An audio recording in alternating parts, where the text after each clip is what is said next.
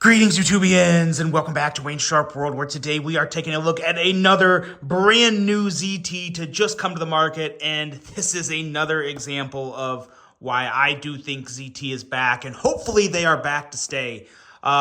This is not your typical ZT, but it's a really good one. It is none other than the ZT-0512. Now, before I go any further into this review, I want to thank you guys for tuning in today. If you like what you see, do me a huge favor, hit that subscribe button, follow along, and I will continue to bring you the content. Now, let's take a look at some overall specs on this absolute unit of an EDC right here. We have an overall length of 8 inches with a blade length of 3.45 inches and a blade thickness at a nice and chunky 115 thousandths. That chunkiness is made up of CPM Crewwear, which I think is a perfect choice specifically for this knife and how they did it. And we'll talk more about that when we get into the more in-depth portion of the review. A very good looking clip point style blade, a flat grind with a handle length of 4.5 inches and a handle thickness at 500 thousandths. Handle material on this guy, we have micarta on the show side as well as titanium on the clip side. And really digging the finish on this titanium and blade as well, which we'll talk more about in a second as well. Locking mechanism, it's a button lock, but it's an out the side automatic, guys. I mean, this is not a manual folder, but technically it is a button lock. We have a user of a right or left hand tip up carry. That's really cool. Lefties are going to love that. We have a weight coming in at 4.26 ounces and a price of $320. Now, with that being said, keep in mind, ZTs are made in America, so you pay the price of knives being made in America. When it comes from China, it's okay to sell it for 125, 150 bucks. When it's made in America, that's just not the case, given what all goes into the knife. And this, in my opinion, you know, a lot of people will say it doesn't make sense. A lot of people will say it does make sense. At the end of the day, premium materials and expensive steel, Crewwear is not, it's not a cheap steel.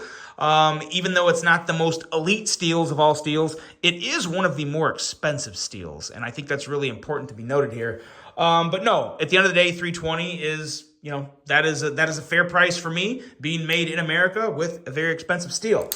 Size comparisons. Let's take a look at some size comparisons here and see just what we have to compare this with. And I have some really good ones because this knife reminds me of something, and it is right somewhere right here. This right here. This is my favorite out the side automatic of all time. This is the ProTech Rockeye, and it really does remind me of the Rockeye. From firing power to just that overall brute, cool, tough look it has. Two excellent designs. These two knives are, I'd probably have to say it, these are probably the two best out the side automatics I've ever handled. This one is not going anywhere. It's pretty clear I can say that. But yeah, these two right here, as far as I'm concerned, without the side automatics, as far as those go, those are the two best right there. And I ironically happen to have one that's not too far behind these two in the Launch 19 from Kershaw. You know, obviously the Kershaw and ZT are all part of the same family. Really big fan of this guy as well. This is my favorite Launch series knife. Absolutely love the ergos on it. But as you can see, it lines up well. The 512 is just a little shorter than the Rockeye, a little longer than the Launch 19. If you need something else to compare it with, what can I do for you? Let's see here. Here is the Microtech SOCOM Elite. You know, 2 American-made knives, 3 American-made knives. That's not really a good size comparison. The SOCOM Elite is ridiculously longer. This one may help, though. Here's the ProTech Malibu. How's that? How's that for a size comparison? That's a little better. And one last one here.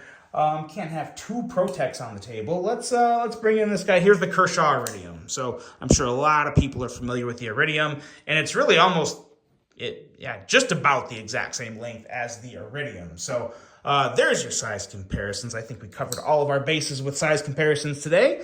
Let's get to talking about this guy. This is, I've kind of already spilled the beans.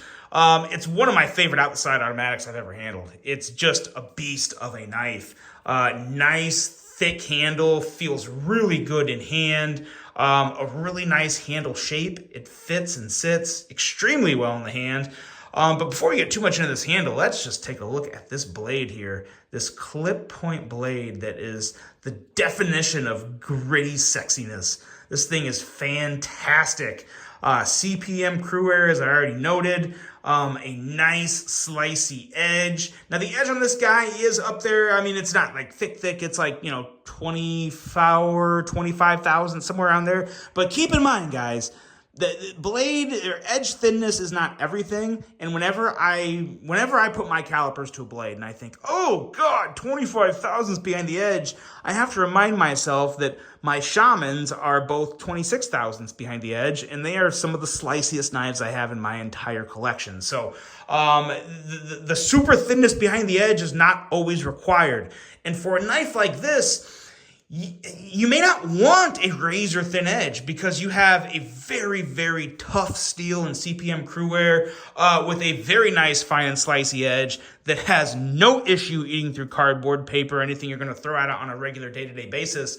And on top of all that, CPM Cruwear is a semi-stainless steel, so it can technically rust a little on you, but not when you have this incredible dark bronze Cerakote on it. This dark bronze Cerakote is just awesome, and it matches so well with the micarta, and then they even have a little kind of a dark gold accent, maybe it's a bronze accent, on the actuating button that just pulls this whole thing together and makes for one very clean, very good looking, very earthy knife. I'm a big fan of the colorway they went with on this, and even how they did the dark Cerakote on the titanium as well. So the dark bronze Cerakote on blade and handle on the clip side kind of gives it that little bit of, I can't say sterile because there's plenty of stuff on it, but it gives it a very blank, clean look on one side, and then again, just a very well-dressed. We'll call this coordinated outfit on the show side. It looks really nice, and it feels really nice. Nice large jimping up here that does actually work. It does actually perform the job of what jimping does. Help keep your finger in place. A tip that is slicey yet brute enough for some good hard piercing.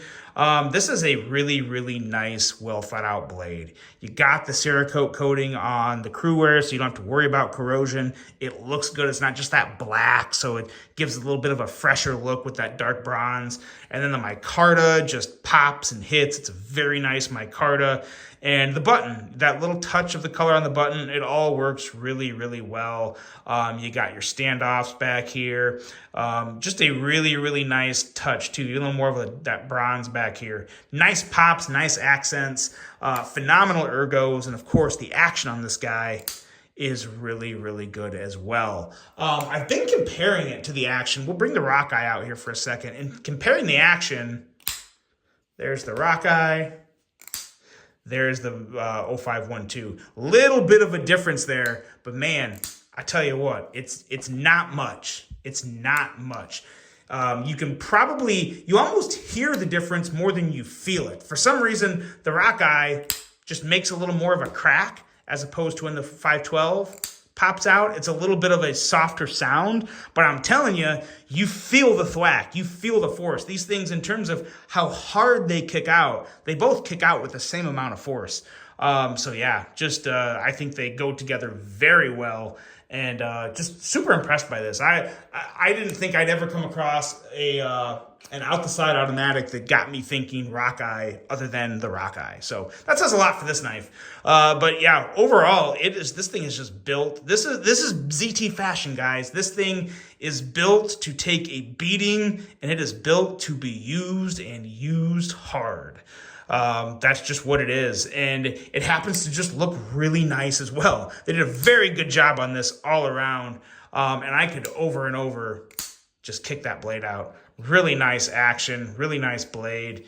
Again, not much to knock on. If you are a buyer in the $320-ish range, yeah, and you like automatics, yeah, this is one. This is one that you would do yourself a very big favor in checking out, because This is a ZT that lives up to the name of ZT. Big, overbuilt, tough knives with proper materials too. Titanium, cruer, micarta.